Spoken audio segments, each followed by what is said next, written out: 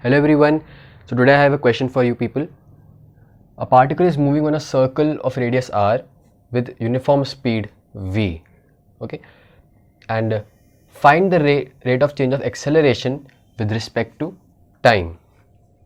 So we have a circle. Okay, radius r, particle moving with velocity v. Okay, uniform speed v. Find the rate of change of acceleration with respect to time. We need to find dA by dt. This is what we need to find.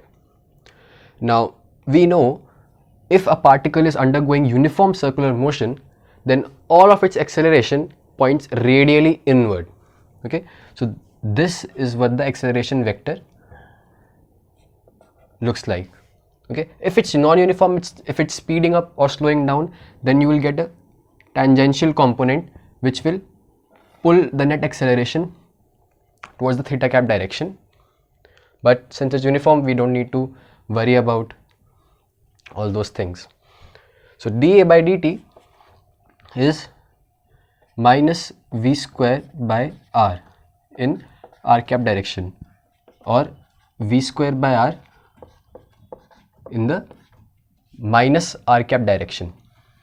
Okay, so this is your positive r cap direction. This is your acceleration vector. It has a magnitude of v square by r. Okay, this is your acceleration vector. Sorry, we need to calculate dA by dt. So let's differentiate this thing. D by dt minus v square upon r cap. Now v is a constant, therefore v square is a constant, r is a constant, so we have to differentiate only your r cap vector. D by dt r cap. Okay, now let's evaluate this thing. So d by dt r cap is dr cap by d theta times d theta by dt. So at one instant your r cap vector points this way, at some other instant it might point in this direction. So that's why r cap is changing. I explained this earlier. Now r cap is cos theta I cap plus sin theta j cap, and this term times d theta by dt. This d theta by dt is theta dot, or your angular velocity omega, which is given by v upon r, as you might have seen in my previous videos.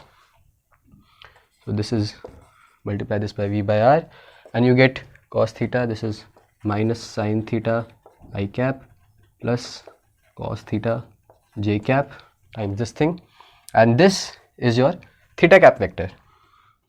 So this is your theta cap vector, which means by dt is this v by r in theta cap direction, v by r theta cap. Now we just plug this in right here, and we have dA by dt as minus v cube by r square theta cap, or v cube by r square, this is the magnitude, in minus theta cap direction.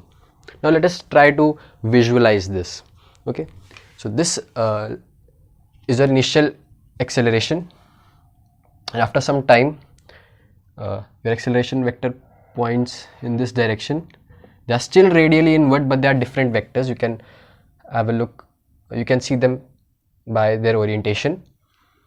This is your a final, this is your a initial. So dA by dt will point in the direction of delta A, change in acceleration vector. Okay, so we can just find out the delta A vector, and that will be the direction of dA by dt. Okay, so delta A will be A final minus A initial, or if you add them vectorially, plus minus AI. Okay, so this is your A final, this is your A initial vector. So you need to add minus AI to your A final. using the head to tail method, this, okay, this is the direction of your delta A vector, okay. This is where your delta A points, and you can see if this is your theta cap direction, it points in the minus theta cap direction. It doesn't exactly point this way because we have taken a very large distance, but if we reduce the time interval, okay, that is we make our A final very close to our A initial, okay, then yes, this change in vector, this delta A vector, the blue one, will point exactly along the minus theta cap direction. So with this video, I hope you know how to apply concepts of circular motion. As always, thanks for watching.